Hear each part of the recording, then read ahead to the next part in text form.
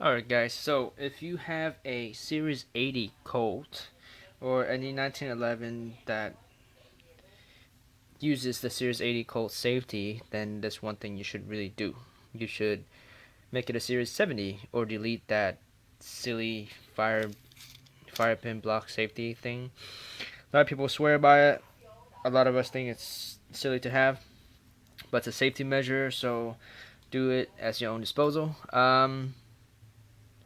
What the difference is, how you know you have a Series 70 or 80 Colt or 1911 is if you lock your slide back. And okay, I'm gonna use mine because mine's already done. So here's a Springfield, and that slide, you don't see any additional weird things in there, right? Here is my Kimber. See that little plunger thing right here? Here we go. Let's see. So that little plunger, what it does is, unless that plunger is depressed, it won't allow your firing pin to go forward. So on the Colt, the way it's designed is that unless you depress the trigger, that plunger won't be activated or depressed, and therefore you can't fire your guns in the event that you drop the gun or whatever. So I've noticed that my Colt has a lot more creep than the other two 1911s that I have, albeit the other two I bought brand new and the Colt was used.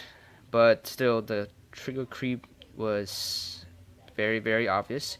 I did a trigger job on it. I'll put a link in the description. And it was still having that weird creep.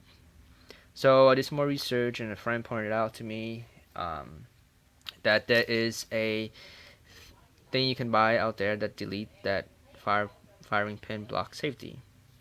It's this thing right here. It's called a frame slot filler, and it's made by TJ Customs. And you can find these on Brownells for what, $6. So with that little piece right there, you get to delete these pieces in your gun. So that's a plunger that I was talking about that's inside the slide, and those arms or actuator things that comes up and you press that plunger as you press on your trigger, and allows the firing pin to go forward. So I just did that. It takes about 10 minutes. Of course, you have to completely disassemble the gun. So there's plenty of YouTube videos that show you how to do both.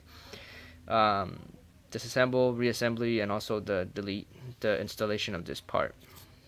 So there's plenty of YouTube videos out there that have that information. I use them too to do our mine.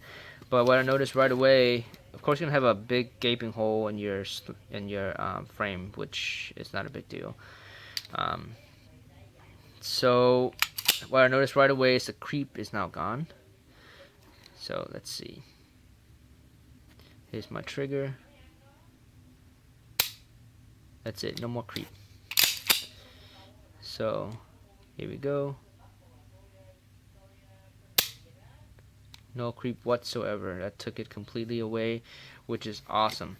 So it's been bothering me for a long time. I couldn't figure out why it was having that weird creep. Because 1911s are known for their very crisp trigger. So as I showed you earlier, my Kimber Custom 2 also has that fire pin block safety thing. But how that works differently is there's no arm that comes up when you press the trigger. That safety works with the grip safety. So how that works is as the grip is depressed, a little plunger, a little thing comes up and depress this plunger here. So that doesn't affect your trigger pull at all. So that's why my Kimber has always had a very nice crisp trigger. So, and of course the Springfield. This is the Springfield loaded 1911 A1, and as you can see, does not have that 5-pin block safety. So trigger is superb also on this. But yeah, I'm very happy with $6 and a little bit of time. And while you have the gun apart, you can also do a mini trigger job on it, clean up your internals and whatnot, polish up the internals too if you want. I put descriptions for the trigger job and maybe some descriptions of, or a video of that I found that had a very good information on the delete. the firing block safety delete. It's a mouthful, but highly recommended. You have a Series 80 gun, you should totally do this. And if you're on the forums, you will see that it's sworn by a lot of people. Um, you are bypassing a safety thing, a safety measure, so your gun is technically less safe, but a lot of people will swear by it that even if you drop the gun with the hammer cocked, that it won't slam forward, because right now, as long as the hammer slams forward, the firing pin will strike the primer.